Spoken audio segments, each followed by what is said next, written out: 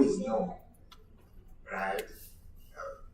You having to wait for 4 years, I think 4 years is a long time. And the lady says no, you can't force because no, then you just have to wait for the next you get.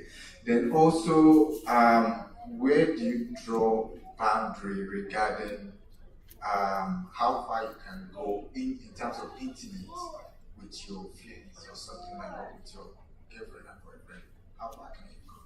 Well, in the Christendom, there's nothing like boyfriend and girlfriend. In today's world, they call it dating. We don't date, we court. So any relationship a child of God is into is with an intent to marry, not to try. We don't do trial by error in Christendom. So I will say, coming from your second question is, know yourself first, right? Know the things that puts you on edge, right? If being alone with your intending wife can put you in a position whereby you know you will not be able to control yourself, please don't stay alone, especially in a compromising position, or maybe you are together in the room and only the two of you are there. So a lot of times we advise people that anything can happen, because there is no way anybody you intend to marry, you must have an affection for that person. You must be sexually attracted to that person. So now, when you now find yourself in a compromising position, right, that can put you on edge and make you to fall. So please, know what you can take, know your limits. If you're like staying together, living together, that is out of the way. So if you know that you want to talk to her and you coming to her house or going to her house, you can cause that situation to happen. Please try and do away from it. Meet in church, meet in our parents' house, meet in our friend's house, or meet in a public place. So I know those kind of things are difficult to swallow, but that is just the truth.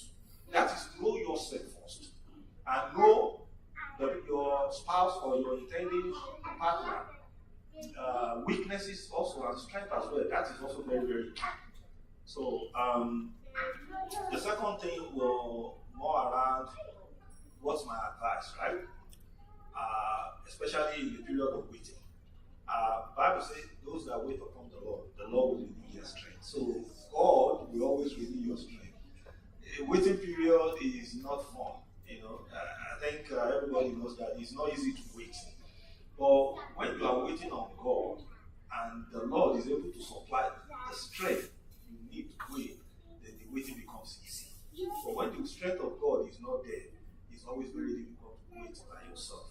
So I think in my own case, because I knew what I wanted, and I have not seen that in any of the women I've come across. In fact, I was one of the sister coordinators that saw a vision and said that you are my husband, God, and I said to somebody. And at the time, because everybody was getting engaged and I was not getting engaged, and in order not to consider, is this brother possessed or demonized? Just like the question my sister asked there, right? Everybody is getting married, but not getting married. People are starting to label you as if you see have a familiar spirit or spirit husband or spirit wife. So I went into the relationship with this sister coordinator, but I knew that something is missing, something is not right. So after a while, I just called her and said, look, it's not working for me. And that was why I broke that relationship. So until I met her back, I saw her in that wedding and I knew, no, this is it. This is, and I didn't want to come for that wedding sincerely. I did not want to come for that wedding. In fact, as a matter of fact, I prayed from every to drive. It was like a 6 hours drive. That was the first time I would be driving that long distance by myself. And I had the puncture tire, and a lot of things happened on the road. But when I saw her after about 4 years, I knew that was why God brought me here. So I would say the steps of the right are ordered by the Lord. Continue to wait on God and allow God to order your steps, and allow God to always supply the strength that you need in the period of waiting. And I think at the end of the day, we get there. It will happen. So now, in few seconds, please just how big is your cup? It's probably married for like up to 20 years. In few seconds, please, because we have married couples here, and in marriage, sometimes there are different seasons in marriage. So please, how do you do this? Please, just in few seconds. So me, right? My nature is I talk. Once I do, I forget. For my wife, so I can talk to you now. I can talk certain things, and before by the next hour or two, I might not even remember the things I've said. So it's something usually vaporize easily.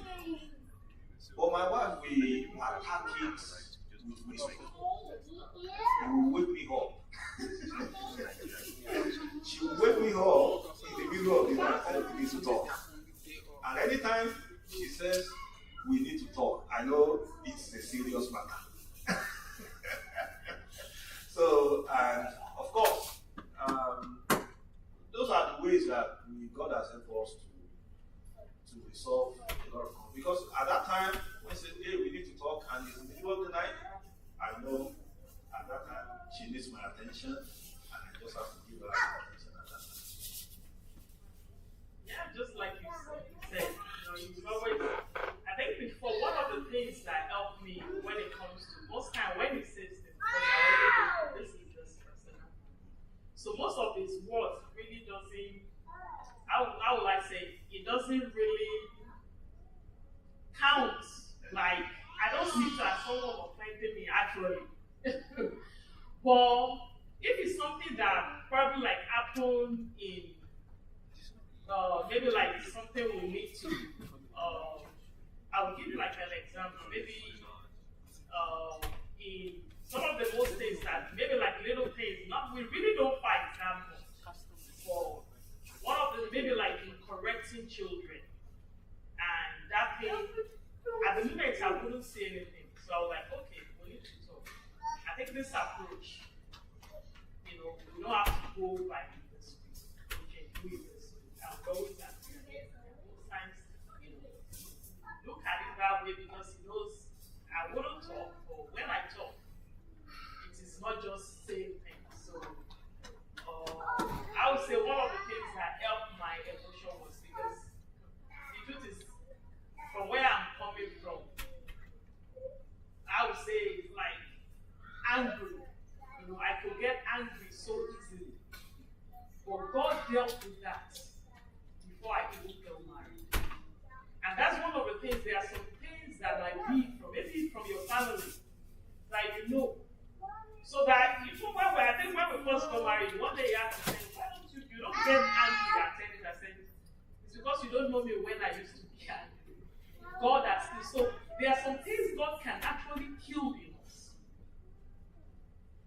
and work on us. And I think that was the angle. So with that, coming into marriage, there was no issue. I wasn't seeing any issue that we now have to like call somebody and say, oh, this is what we are going through.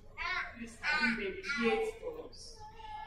I don't think there's ever anything. Our marriage is going to be 19 years next month.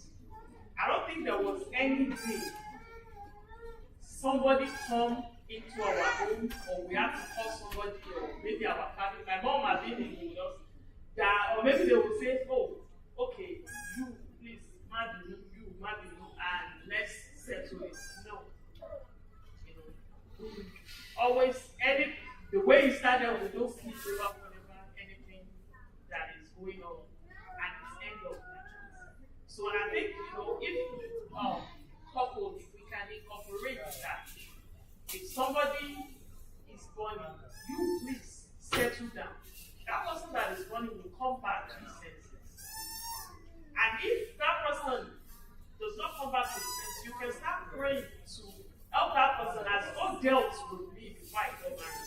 He can always deal with whatever it is in our life that might be costing our spouse or even our family or any other person. And